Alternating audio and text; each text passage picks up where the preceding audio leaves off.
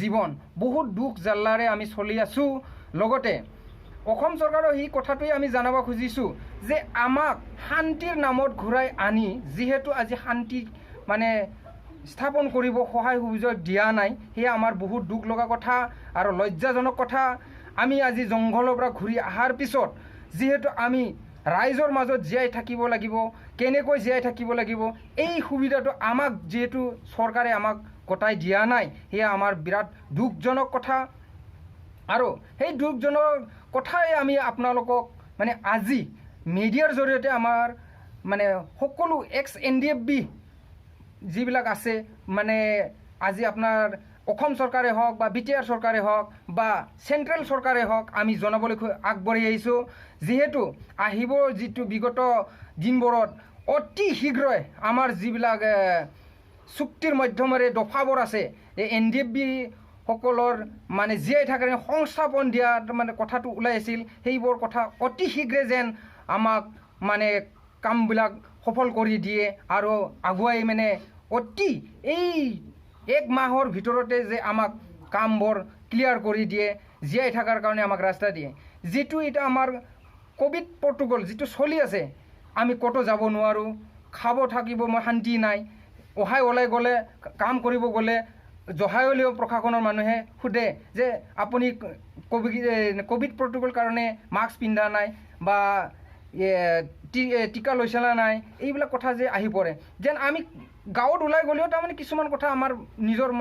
মনত আহি কেনে আমাক বিৰাট দুখজনক কৰি আছে। সেই সময়ত আপোনালোকক আমি অতি শীঘ্ৰে আমাৰ যিটো NDFBৰ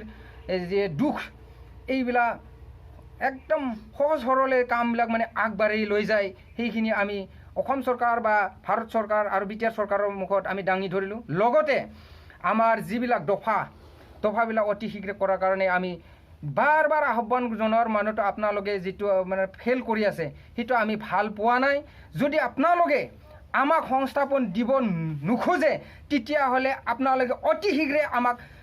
নিউজ চেনেল বা বাতৰি কাকতৰ মাজেদি আমি সংস্থাপন নিদিওঁ আৰু আমি নোৱাৰোঁ আৰু চাৰেণ্ডাৰ কৰি দিয়ক। আমি সেইটোৱে বিচাৰ কৰিছোঁ। আমি যেনেকৈ চলে তেতিয়া আমাক এৰি দিয়ক, কিয়নো আমি আৰু এনেকৈ গৰু ছাগলী খোৱাৰত থৈ দিয়া নিচিনাকৈ আমি থাকিব নোৱাৰোঁ। যিহেতু আমাক সংস্থাপনৰ নামত আজি নহয়, কালি নহয়, পৰহি নহয়, ভেকু ভাওনাৰে ঠগাই কেনে কি কৰিছে আপোনালোকে স্কিল ডেভেলপমেণ্টৰ ট্ৰেইনিং সেইটো আমি ভাল দেখা পোৱা নাই। হাঁহ কুকুৰা মুৰ্গী পোহাটো আমি বড়ো জাতি হিচাপে আমাৰ যিবিলাক এক্স NDFB বন্ধুসকল আছে তেওঁলোকে যেন বেয়া পথেৰে মানে আগুৱাই নাযায়, সেই কামনাৰে আপোনালোকে যদি অতি শীঘ্ৰে কামবিলাক কৰি দিয়ে তেতিয়াহ'লে নিশ্চয় যিসকল আমাৰ বন্ধু এক্স NDFBৰ বেলেগ বেলেগ পথ লৈছে তেওঁলোকে নিশ্চয় নাযাব বুলি আমি আশা কৰিছোঁ। যদি তাৰে মাজতে যদি আপোনালোকে কাম কৰাৰ অৱহেলা কৰি কেনে তেওঁলোকে জংঘললৈ বা বেলেগ বেলেগ কামত আগুৱাই যায়, সেইবিলাক দোষ কিন্তু নিশ্চয় অসম চৰকাৰ BTR চৰকাৰৰে হ'ব, দায়বদ্ধ হ'ব। কিয়নো তেওঁলোকে কৰম বুলি কৰিব মানে আগুৱাই যোৱা নাই, বাধ্যতহে তেওঁলোকে মানে যাব লগা হৈছে। কিয়নো আজি ৰিহেবিলিটেশ্যন 1 পইচা পোৱা নাই, ঘৰত থকাৰ পৰা খোৱাৰ পৰা শান্তি কোনো এটা পোৱা নাই, শান্তিৰ নামত যিটো চুক্তি হৈছে কোনো শান্তি পোৱা নাই। সেইবাবে সেইবোৰ দায়বদ্ধ নিশ্চয় আপোনালোকেৰে হ'ব। NLFB যিটো নতুনকৈ আমি সংগঠন হোৱা বুলি শুনা পাইছোঁ, তেওঁলোকো নিশ্চয় যোৱাৰ উদ্দেশ্য তেওঁলোকো নিশ্চয় ৰিহেবিলিটেশ্যন বা আমাৰ যিটো চুক্তি অনুযায়ী কাম হ'ব লাগিছিল সেইবিলাক হোৱা নাই। সেইবিলাক বিশেষ কাৰণতে তেওঁলোকো ওলাই যাব পাৰে দুখতে। সেইবোৰ দায়বোৰ নিশ্চয় অসম চৰকাৰ আৰু BTR চৰকাৰৰে এইবোৰ দায়বদ্ধতা বুলি আমি মানি ল'ব লগা বাধ্য হ'ব। কিয়নো তেওঁলোকতো শান্তিৰ কাৰণে ঘূৰি আহিছিল, তেওঁলোকতো জীয়াই থাকিবৰ কাৰণে সংস্থাপনৰ কাৰণে আহিছিল, ঘূৰি শান্তি চুক্তি কৰিছিল। সেই চুক্তিৰ মৰমে আজি এবছৰ নহয় 1.5 বছৰ উকলি গ'ল। তদুপৰি আমি কোনো এটা শান্তি চুক্তিৰ নামত শান্তি হোৱা দেখা পোৱা নাই। সেইবাবেহে তেওঁলোককো আমি মানে ঘূৰি যাওঁ বুলিহে গম পাইছোঁ, কিন্তু সঁচা না মিছা আমি নিজে দেখা পোৱা নাই। তেওঁলোকে ক'ত আছে আমি গম পোৱা নাই। যে তেওঁলোকে সঁচাকৈ যদি গৈছে সেইটো দায়বদ্ধতা নিশ্চয় অসম চৰকাৰ আৰু আমাৰ BTR চৰকাৰৰে হয়। কিয়নো ৰিহেবিলিটেশ্যন দিয়া সুবিধাটো দিব লাগে, যিবিলাক বৰ্তমান এক্স NDB হিচাপে জেলত যে কাৰাগাৰত যিবিলাকে মানে আছে তেওঁলোকে যেন অতি শীঘ্ৰে মুক্ত হয় আৰু বিশেষকৈ ৰঞ্জন দৈমাৰী ছাৰক তেওঁ চেয়াৰমেন হিচাপে আজিলৈকে জেলত ৰখাটো আমি ভাল পোৱা নাই কিয়নো আমাৰ যেটো তেৱে NDBক জন্ম দিয়া এজন ডাঙৰ তেওঁক জেলত ৰখাটো আমি ভাল পোৱা নাই কিয়নো আমি সৰু সৰু মানুহবিলাক কেডাৰ্ছবিলাকে বাহিৰত থাকি আমাৰ শান্তি লাভ কৰিলে নহ'ব তেওঁক শান্তিৰ কাৰণে মুকলি আকাশত জীয়াই থকাৰ কাৰণে তেওঁক অতি শীঘ্ৰে মুকলাই দিব লাগে লগতে আমাৰ যিবিলাক প্ৰাপ্য দিব অতি শীঘ্ৰে দিব লাগে বুলি আমি দাবী কৰিছোঁ আৰু এনেকুৱাকৈ যদি পিছুৱাই লৈ যাই থাকে কিছুমান মানে মানুহে আমাৰ লগৰ বন্ধুবিলাকে যদি বেলেগ বেলেগ ৰাস্তাদি গুচি যায় সেইবিলাক আমি ভাল পোৱা নাই আপোনালোকে যদি অতি শীঘ্ৰে সিদ্ধান্ত লয় এইটো আমি আশা কৰিছোঁ আৰু লগতে আমি এই কামনা কৰিম